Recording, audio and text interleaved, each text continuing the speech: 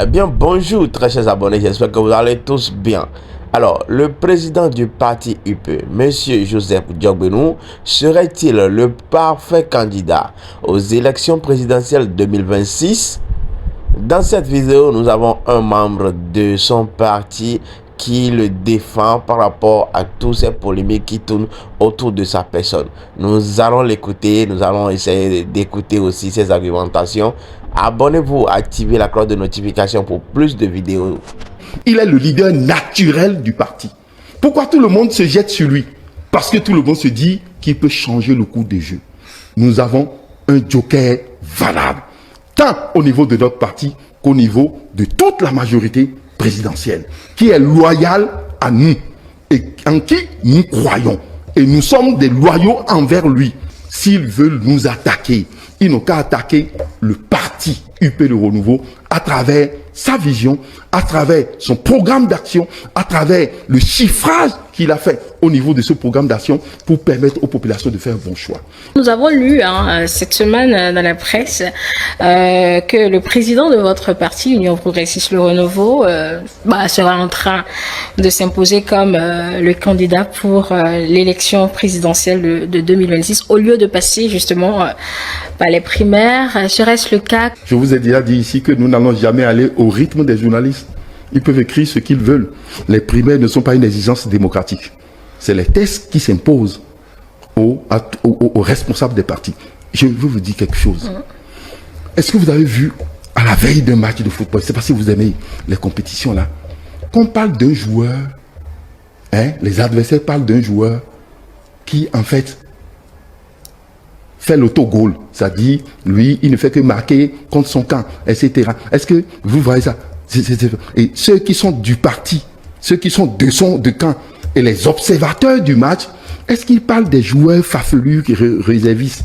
Non, on parle toujours d'un joueur qui en fait peut changer le cours du match. Suivez tout. Nous avons alors un président de qualité. Nous sommes heureux. On parle des élections présidentielles, on ne parle que de Diogbenou partout. S'impose-t-il ou pas? Je vous dis, c'est les autres qui s'imposent à leur conscience. Ils s'imposent à leur conscience parce qu'il a tellement de valeur qu'ils ne peuvent rien dire autre que lui.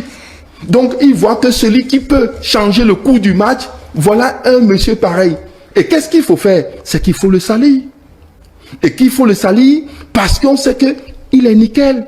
Parce que quand vous avez une petite tache blanche sur quelqu'un qui est propre, qui a une tenue belle tenue blanche, tout le monde remarque. Donc il ne tente pas un passage en force. Attendez, c'est de le salir.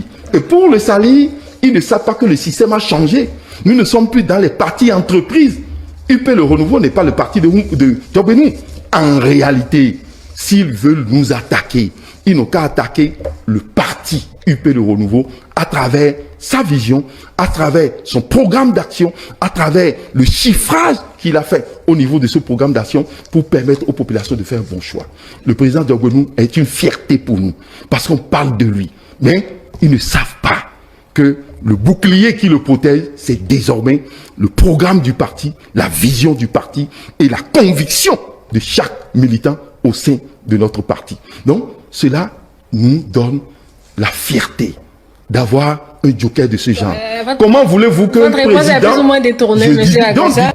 président de parti est le garant aujourd'hui des tests du parti. Le président de parti ne force rien. Le président de parti aujourd'hui, il est le leader naturel du parti. Pourquoi tout le monde se jette sur lui? Parce que tout le monde se dit qu'il peut changer le cours des jeux. Et personne ne peut le condamner aujourd'hui parce qu'il réunit, il concerte, etc. J'ai lu l'article comme vous, des concertations, etc. Même s'il organise une fête familiale aujourd'hui, les gens vont crier, même à l'international. C'est une valeur pour nous. Donc on ne peut pas le condamner pour ça. Nous avons un joker valable, tant au niveau de notre parti qu'au niveau de toute la majorité présidentielle, qui est loyale à nous et en qui nous croyons.